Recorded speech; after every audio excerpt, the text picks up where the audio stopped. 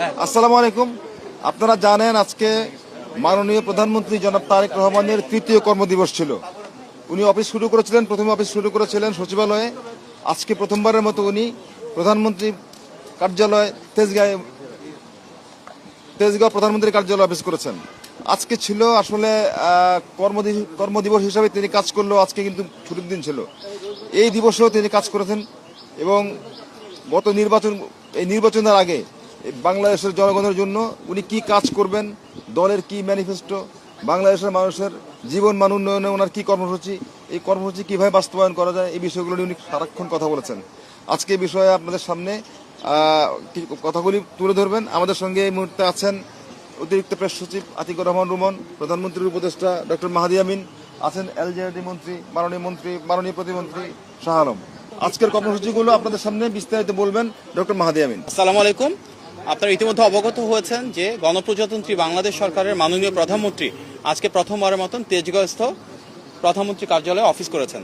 তিনি দেশের একজন সাধারণ নাগরিকের মতন করেই ভিআইপি বলতে আমরা যে জিনিসটা দেখতাম আগে, সেখান থেকে সম্পূর্ণ ভেঙে এসে এখানে ঢুকার আগে ট্রাফিক সিগন্যালও ছিলেন, দীর্ঘক্ষণ সেখানে অপেক্ষা করেছেন, অফিসে ঢুকার আগে একটি বৃক্ষরোপণ করেছেন এবং এই প্রধানমন্ত্রী কার্যালয়ের যারা কর্মকর্তা রয়েছেন, যাদের অনেকেই ওনার মা এবং সাবেক প্রধানমন্ত্রী দেশনেত্রী বেগম খালেদা জিয়ার সাথে কাজ করেছিলেন এই কার্যালয়ে, ওনাদের সাথে কুশল বিনিময় করেছেন, নাম ধরে আলাপ আলোচনা করেছেন। তারপর উনি অফিসে যাওয়ার পরে আমাদের যে নির্বাচনী প্রতিশ্রুতি ছিল বিএনপির পক্ষ থেকে, সেগুলো নিয়ে কয়েকটি আলোচনা হয়েছে। সেখানে বিভিন্ন সংশ্লিষ্ট মন্ত্রণালয়ের যারা মাননীয় মন্ত্রীবর্গ রয়েছেন এবং সম্মানিত সচিববর্গ রয়েছেন, ওনারা সেখানে অবস্থান নিয়েছিলেন এবং ওনাদের যার অবস্থান থেকে কিভাবে এই পলিসিগুলো কার্যকর করা যাবে সেগুলো নিয়ে আলোচনা করেছেন।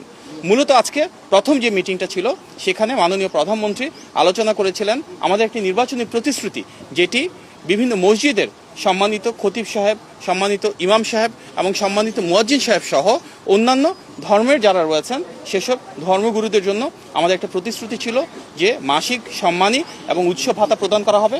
এবং মাননীয় প্রধানমন্ত্রীর নির্দেশে একটি সিদ্ধান্ত গৃহীত হয়েছে যে ইনশাআল্লাহ এই ঈদের আগেই আমরা এটি পর্যায়ক্রমে শুরুর যে প্রস্তুতি সেটি সম্পন্ন করে কিছু কিছু জায়গায় ইনশাআল্লাহ সম্মানিত খতিব সাহেবদের, ইমাম সাহেবদের এবং মুয়াজ্জিন সাহেবদেরকে একটি সম্মানী প্রদান করব ইনশাআল্লাহ।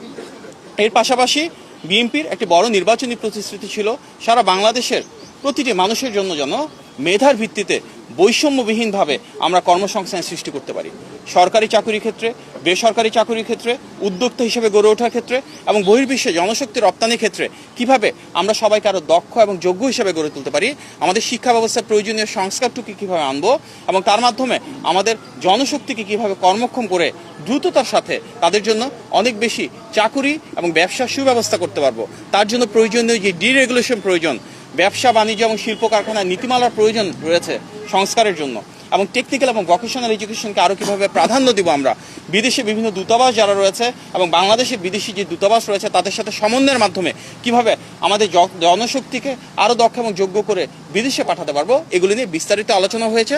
সংশ্লিষ্ট যারা মন্ত্রীবর্গ রয়েছেন, সচিববর্গ রয়েছেন, ওনারা ওনাদের মূল্যবান মতামত প্রদান করেছেন এবং ইনশাআল্লাহ খুব দ্রুততম সময়ের ভিতরে জনগণের প্রতি জবাবদিহিমূলক এই রাষ্ট্র ব্যবস্থা, জনগণের ভোটে নির্বাচিত সরকার আমাদের মাননীয় প্রধানমন্ত্রীর নেতৃত্বে আমাদের প্রতিশ্রুতিগুলো বাস্তবায়ন করা শুরু করবো ইনশাআল্লাহ। আপনার সবাইকে ধন্যবাদ। আসসালামু আলাইকুম। এই বিষয়ে সিদ্ধান্ত গৃহীত হবে, একটা কমিটি করা হয়েছে, ওনারা বসে আলোচনা করে তারপর জানাবেন এবং ঈদের আগে এগুলি নিয়ে আলোচনা হচ্ছে টেকনিক্যাল টিম এবং বিভিন্ন মন্ত্রণালয়ের আন্তঃমন্ত্রণালয়ে আলাপ আলোচনার মাধ্যমে এগুলি সিদ্ধান্ত হবে। মির শাহ আলম ভাই এখানে আছেন, উনিও সেই কমিটির একজন গুরুত্বপূর্ণ সদস্য, ওনারা পরবর্তীতে এই বিষয়ে অবহিত করবে। তবে আমরা আপনাকে আশ্বস্ত করতে চাই নির্বাচনের আগে বেশ কিছু জায়গায় ইনশাল্লাহ এই কার্যক্রম ঈদের আগে এই কার্যক্রম ইনশাল্লাহ শুরু হবে। সবাইকে অনেক ধন্যবাদ। আসসালামু আলাইকুম।